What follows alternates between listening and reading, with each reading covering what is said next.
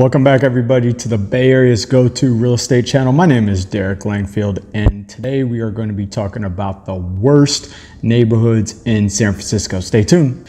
Welcome back to my channel, everybody. Today we're going to discuss the 5 worst neighborhoods in San Francisco. We've talked about the best neighborhoods, so why not? Let's talk about the worst neighborhoods in San Francisco and why. I'm going to link a video right up here that we covered all the crime reports in San Francisco. We actually looked at the data, and the truth is not to believe everything you hear on the news or the headlines that you see, because they're just that. They're just headlines. San Francisco is not as bad as people make it seem. It's not as violent as people make it seem.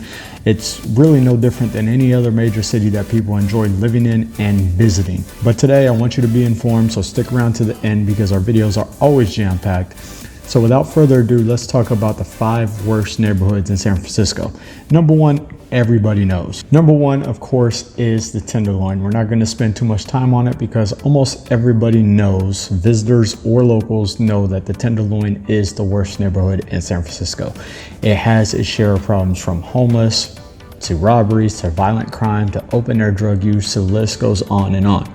The problem with the Tenderloin is there's a lot of great venues either surrounding it or actually in it. The American Music Hall, the Warfield Theater, Union Square is very, very, very nearby. A lot of restaurants and hotels are very, very nearby. So at some point, you are probably going to have to go through the Tenderloin unless you just want to avoid it at all costs. The biggest thing to do is, or the best thing to do, is go through there during the daytime, because it's not as bad or as seedy, but it's still the Tenderloin. Or if you do have to go through there at night, stay alert, be visual, and go through it as fast as you can. The Tenderloin is bad. There's just no other way around it.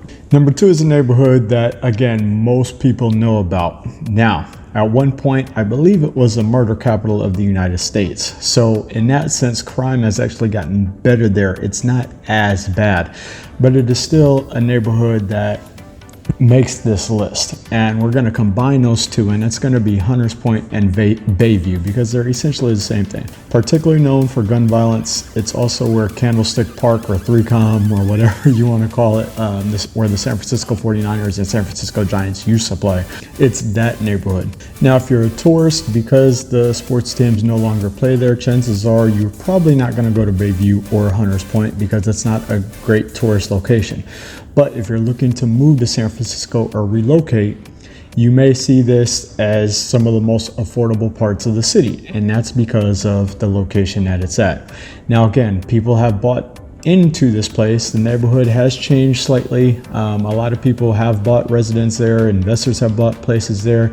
They have built up new like condominiums and apartment buildings and townhouses and things like that. However, it still hasn't fully changed. So it's safer than it was, but it still, again, has a fortunate award of being on this list. Make sure you stick around to the end, because yeah, you know the first 2 neighborhoods, but there may be some on this list that you weren't quite expecting. Number 3 on the list is a neighborhood that's in transition.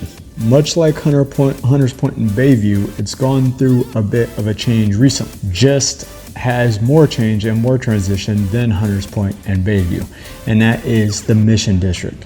The Mission District is full of arts and cultures and traditions and great food and restaurants.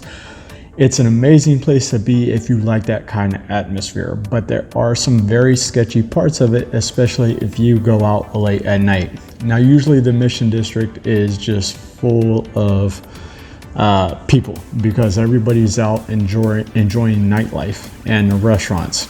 Because of this, real estate in the neighborhood has gone up pretty drastically. Now, again, it hasn't fully transitioned. It hasn't been fully gentrified like some other parts of San Francisco. And the crime rate is still higher than other parts of San Francisco. That is why it's on this list. But if you're looking for a great place that's kind of a middle of a transition, you do want to take a look at the Mission District. Just stay away from some of the sketchy areas such as alleys and side streets, and if it doesn't feel safe and there isn't a lot of people, stay away from that.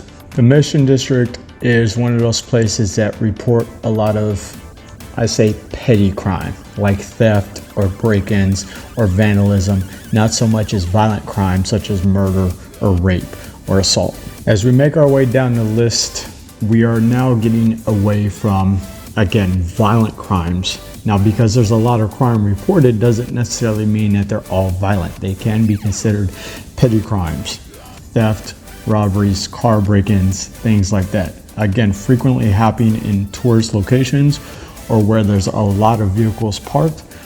But in San Francisco, those type of crimes happen almost everywhere. We are more concerned about the violent crime, and a violent crime, as mentioned, is usually centered around two main points: Tenderloin and Hunter's Point. Number 4 on the list is Western Addition.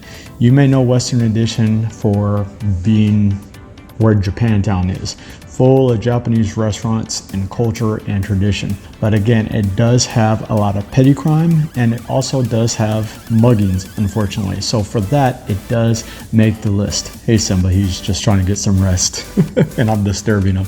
Number 5 on the list, where a lot of people work and play. There's some great areas in this neighborhood, some great after hour spots, pizza, some amazing food. But that's south of Market Street, Soma. Now, not all of Market Street is bad.